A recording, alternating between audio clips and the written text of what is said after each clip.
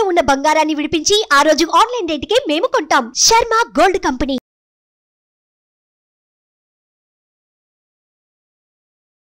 నమస్కారం, సుమన్ టీవీ ప్రేక్షకులకు స్వాగతం. ప్రస్తుతం మనతో పాటు ఉన్నారు శ్రీచక్ర పీఠ వ్యవస్థాపకులు, అలాగే ప్రముఖ జ్యోతిష పండితులు, మనందరికీ సుపరిచితులైనటువంటి డాక్టర్ ప్రదీప్ జోషి గారు మనతో పాటు ఉన్నారు.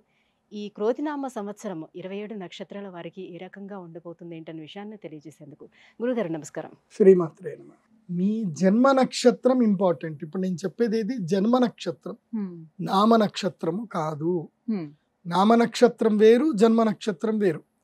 నామ నక్షత్రానికి ఏ రాశి ఫలాలు గాని ఏ గోచార ఫలితాలు గాని వర్తించవు. పేరు పేరే, పేరులో కొంచెం బలం ఉండాలి, అంతకుమించి ఏం లేదు. అది న్యూమరాలజీ అనుకోండి. మిగతాదంతా కూడా ఇప్పుడు నేను చెప్పేటువంటి నక్షత్ర ఫలితాలు ఏవవుతున్నాయి నామ నక్షత్రాన్ని బట్టి, సారీ నేను చెప్పేటువంటి పరీక్ష ఏవైతే నక్షత్ర ఫలితాలు ఏవైతున్నాయో ఇవి జన్మ నక్షత్రం అయితే తెలుసుకోవాలి. మీ జన్మ నక్షత్రం మీకు తెలియదంటే నా వెబ్సైట్కి విజిట్ అవ్వండి. అక్కడ మీ date of birth, time, place అన్ని కూడా ఎంటర్ చేయండి. మీకు మీ యొక్క జాతకం మీకు ఈమెయిల్లో PDF రూపంలో వస్తుంది. ఇది 500 పేజీలకు పైగా వస్తుంది. డే టు డే రిపోర్ట్ తో సహా వస్తుంది. అంటే ఈ రోజు ఏం జరగబోతుంది, రేపు ఏం జరగబోతుంది అనేది సూచనప్రాయంగా డే టు డే రిపోర్ట్ తో సహా వస్తుంది. సో అది మీరు స్వీకరించవచ్చు. మీ జన్మ నక్షత్రం అక్కడ నుంచి తెలుసుకోండి. పేర్లను బట్టి ఇప్పుడు శ్రీనివాస్ అని పేరు ఉంటుంది, అందరు తులారాశి అని చెప్పేస్తారు. కాదు. ఇప్పుడు వెంకటేష్ అంటారు, వేవో కాకి మృగశిర నక్షత్రము అంటే ఇది మిథున రాశి అని చెప్పేస్తారు. కాదు. సో ఇలా పేరును బట్టి మీరు రాశులు చెప్పుకోకండి, నక్షత్రాలు చెప్పుకోకండి, దాని ఫలితాలు ఉండవు. సో ఇప్పుడు ఈ సంవత్సరము క్రోధినామ సంవత్సరంలో ఒక్కొక్క నక్షత్రం వారికి ఎలా ఫలితాలు ఉన్నాయో చెప్తాను. అందరూ జాగ్రత్తగా వినండి. మీ జన్మ నక్షత్రాన్ని బట్టి మీరు నోట్స్ రాసుకోండి. గురుగారు, ఈ క్రోధినామ సంవత్సరం ఉత్తరాభద్ర నక్షత్రం వారికి ఏ రకంగా ఉండబోతుంది? వారి గుణగణాలు ఎలా ఉంటే ఎటువంటి పరిహారాలను పాటించుకోవాలి? శ్రీ గురుభ్యో నమః. శ్రీమాత్రే నమః. ఉత్తర భాద్రపద నక్షత్రం. ఉత్తర అంటే ద నెక్స్ట్, తరువాత అని అర్థం. పూర్వభాగం కాదు, ఉత్తర భాగం. అంటే వీళ్ళు ఎప్పుడైనా సరే చేతులు కాలాక ఆకులు పట్టుకునే రకం అనమాట. చేతులు కాల్ చేసుకుంటారు, తర్వాత ఆకులు పట్టుకుని ఉఫ్ ఉఫ్ ఉఫ్ ఉఫ్ అంటారు. మళ్ళీ వచ్చి చేతులు కాలుతాయి వినవేంటే ఏం కాలవు అని అంటారు. మళ్ళీ చేతులు కాల్చుకుంటారు, మళ్ళీ ఉఫ్ ఉఫ్ అనుకుంటారు. వీళ్ళ జీవితంలో మొత్తం కూడా వీళ్ళు ఎవరు చెప్పిన మాట వినరు. వీళ్ళ అనుభవం ప్రకారమే వీళ్ళు నేర్చుకుంటారు తప్ప ఎవరి మాట చెప్పింది వినరు. అది ఒకటి వీళ్ళ ప్రధాన లక్షణం. ఇంకొకటి ఏమిటి అంటే కనుక అతి జాగ్రత్తగా, అంటే ఏదో జరిగిపోతుందేమో అని అనుకుంటూనే అన్నీ జరిపించేస్తారు. అన్నిట్లోనూ ఇరుక్కుంటారు, అన్నిట్లోనూ ఇబ్బందులు అవుతాయి. వీళ్ళ జీవితంలో వీళ్ళు చేయవలసిందల్లా ఒక్కటే, వీళ్ళు సీక్రెట్స్ మెయింటైన్ చేసుకుంటే చాలు. వీళ్ళ జీవితంలో సీక్రెట్స్ మెయింటైన్ చేయరు. వాళ్ళ జుట్టు ఇంకోళ్ళ చేతికి పోయి మరీ పట్టుకున్న జుట్టు అని జుట్టు మొత్తం వాళ్ళ చేతిలో పెట్టేస్తారు. సో జుట్టు ఇంకోళ్ళ చేతిలో పెట్టాక ఇంకా మీరు చేసేది ఏముంది? ఏం చేయలేరు. వీళ్ళకి ఇంకోటి ఏంటంటే వీళ్ళకి జ్ఞాపక శక్తి కొంచెం తక్కువ. అంటే ఎలాంటివంటే పాస్వర్డ్లు కానీ పెట్టుకోవడం కానీ, ఇంకోటి ఏంటంటే వీళ్ళ వస్తువులు క్యారీ చేసుకోవడం కానీ, వీళ్ళకి అదొక రకమైన బద్ధకం, అదొక రకమైన ఇది. కాబట్టి వీళ్ళు ఏం చేస్తారు అంటే మొత్తం అంతా ఇంకోళ్ళకి అప్పచెప్తూ ఉంటారు. ఏదైనా బుకింగ్ చేసుకోమన్నా, ఏది చేసుకోమన్నా అందరికీ పాస్వర్డ్లు చెప్పేస్తారు, అన్నీ చెప్పేస్తారు. ఇలా వీళ్ళు వాళ్ళ జీవితాన్ని ఇంకోళ్ళ చేతిలో పెట్టి అలాగే జుట్టు చేతిలో పెట్టడం అంటే అది అలా జరిగిపోతుంది అనమాట. కానీ వీళ్ళతో మాత్రం వాగ్వాదం అస్సలు పెట్టుకోకూడదు. ఉత్తర భాద్రపద వాళ్ళతోటి వాగ్వాదం పెట్టుకోవద్దు.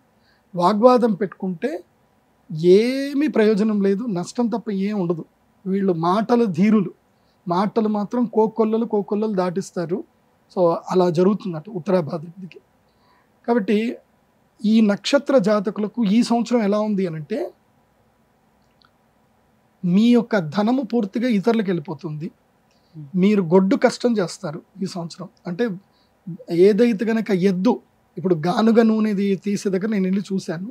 ఆ ఎద్దును కట్టేస్తాడు, ఇక వాడు ఒక 5 నిమిషాలకు ఒకసారి దాన్ని కొడతానే ఉంటాడు. ఏదో సినిమా పాటలు పెట్టుకుంటాడు, కూర్చుంటాడు. ఆ ఎద్దు తిరుగుతూనే ఉంటుంది, అయినా దాన్ని కొడతాడు.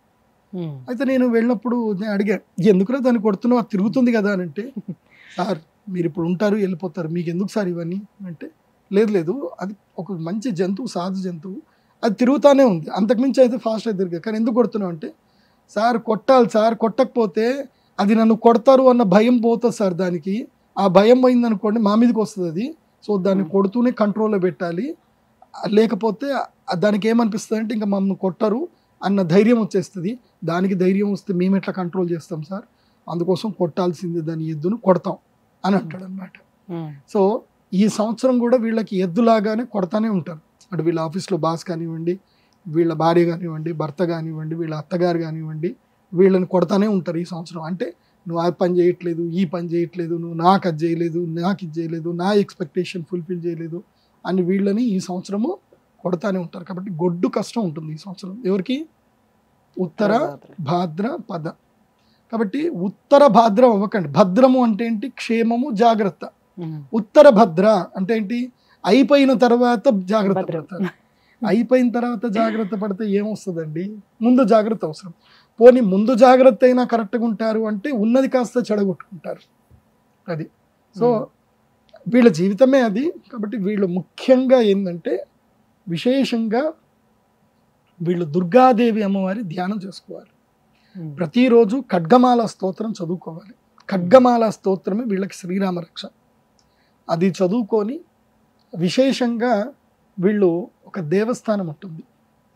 ఆ దేవస్థానంకి వెళ్ళడం కొంచెం కష్టమే, కానీ ఆ దేవస్థానంకి వెళితే వీళ్ళ జీవితంలో కొన్ని అద్భుతమైన మార్పులు వస్తాయి.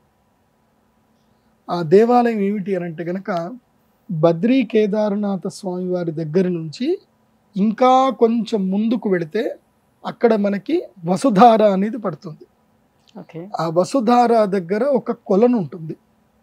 ఆ వసుధారలో స్నానం చేసి ఆ కొలను దగ్గరికి వెళ్ళి వీళ్ళు రాగలుగుతారు. ఒక్కసారి వీళ్ళ మీద వసుధార పడితే వీళ్ళ జీవితంలో ఆ కష్టాలన్నీ పోతాయి. వసుధార పడాలి. అలకనందలో స్నానం చేయాలి. అలకనంద, అదేవిధంగా ఇంకా కేదార్నాథ్ దగ్గర కూడా మందాకిని ఉంటుంది. ఆ మందాకిని నది, అలకనంద, వసుధార, ఈ మూడిట్లో వీళ్ళు స్నానం చేస్తే వీళ్ళ జీవితంలో కష్టాలన్నీ పోతాయి. వీళ్ళకి ఏ ప్రాబ్లమ్స్ రావు. బద్రీ కేదార్నాథ్. బద్రీ కేదార్నాథ్. ధన్యవాదాలు గురుగారు. శ్రీమాన్. సుమన్ టీవీలో మీ పర్సనల్ అండ్ బిజినెస్ ప్రమోషన్స్ కోసం కింది నెంబర్కి కాంటాక్ట్ చేయండి.